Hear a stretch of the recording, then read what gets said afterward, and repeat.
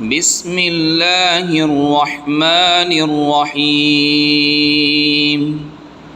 یا ایہا الرسول بلغ ما انزل الیک من ربک وَإِن لَّمْ تَفْعَلْ فَمَا بَلَّغْتَ رِسَالَتَهُ وَاللَّهُ يَعْصِمُكَ مِنَ النَّاسِ إِنَّ اللَّهَ لَا يَهْدِي الْقَوْمَ الْكَافِرِينَ۔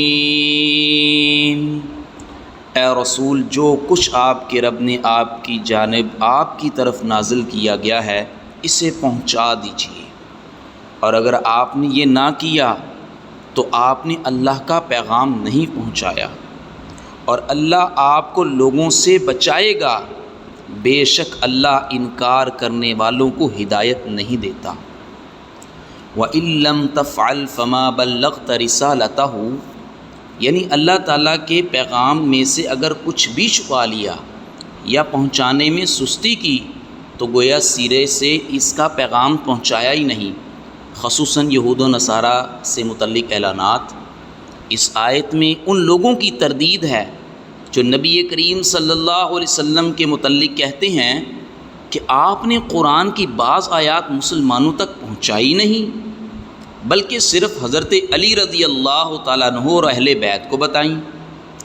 خود حضرت علی المرتضیٰ رضی اللہ تعالیٰ نے ان کے اس عقیدے کی تردید فرمائی۔ ایک صحابی رسول نے حضرت علی المرتضیٰ رضی اللہ عنہ سے پوچھا کہ آپ اہل بیت کے پاس کوئی اور کتاب ہے؟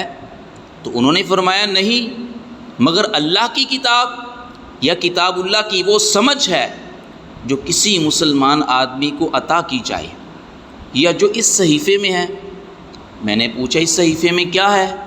فرمایا دیت اور قیدیوں کو چھڑانے کے متعلق احادیث، اور یہ کہ مسلمان کو کافر کے بدلے قتل نہ کیا جائے۔ صحیح بخاری کتاب العلم 111 حدیث کا نمبر۔ حضرت عائشہ رضی اللہ تعالیٰ عنہ بیان فرماتی ہیں، جو شخص یہ کہے کہ محمد مصطفیٰ صلی اللہ علیہ وسلم نے اس میں سے کوئی چیز چھپا لی تھی جو اللہ تعالیٰ نے آپ پر نازل فرمائی، تو یقیناً اس نے جھوٹ بولا، کیونکہ اللہ تعالیٰ نے فرمایا ہے یا ایھا الرسول بلغ ما انزل الیک من ربک، اے رسول پہنچا دے جو کچھ تیری طرف تیرے رب کی طرف سے اتارا گیا ہے۔ صحیح بخاری کتاب التفسیر۔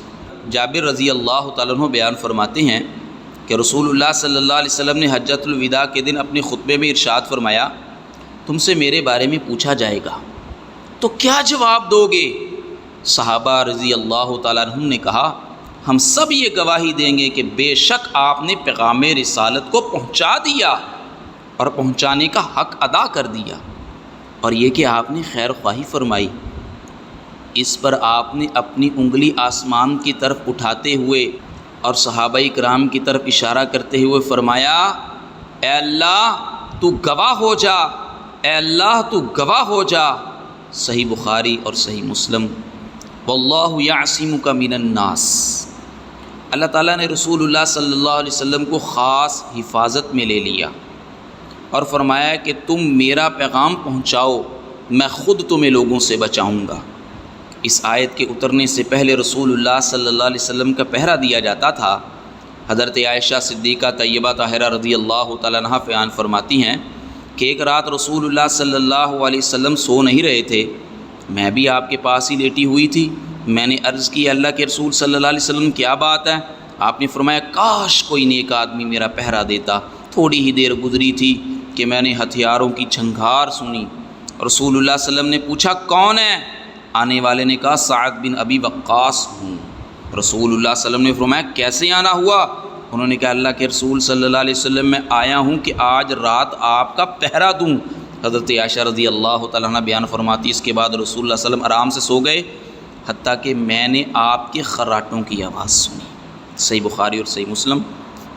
حضرت عائشہ رضی اللہ تعالیٰ عنہ بیان فرماتی ہیں کہ نبی کریم صلی اللہ علیہ وسلم کے لیے پہرے کا انتظام کیا جاتا تھا، یہاں تک کہ جب یہ آیت اتری واللہ یعصمک من الناس تو آپ نے خیمے سے سر نکال کر فرمایا، لوگو تم چلے جاؤ، اللہ تعالیٰ مجھے دشمن سے بچائے گا۔ اس کی ایک مثال وہ اعرابی بھی جس نے رسول اللہ صلی اللہ علیہ وسلم کے سوتے ہوئے آپ کی تلوار پکڑ کر کہا تھا کہ تمہیں کون بچائے گا؟ نبی کریم صلی اللہ علیہ وسلم نے فرمایا اللہ، ان اللہ لا یہدی القوم الکافرین، یعنی اللہ تعالیٰ کفار کو ان کے ارادوں میں کامیاب نہیں ہونے دے گا۔ شاہ عبد القادر رحمہ اللہ لکھتے ہیں یعنی اگرچہ وہ دشمن ہوں تم بے فکر یہ پیغام پہنچا دو اور خطرہ نہ کرو۔ یا مطلب یہ ہے کہ ہدایت و گمراہی اللہ کے ہاتھ میں ہے، اس لیے اگر یہ لوگ ایمان نہیں لاتے تو فکر نہ کرو۔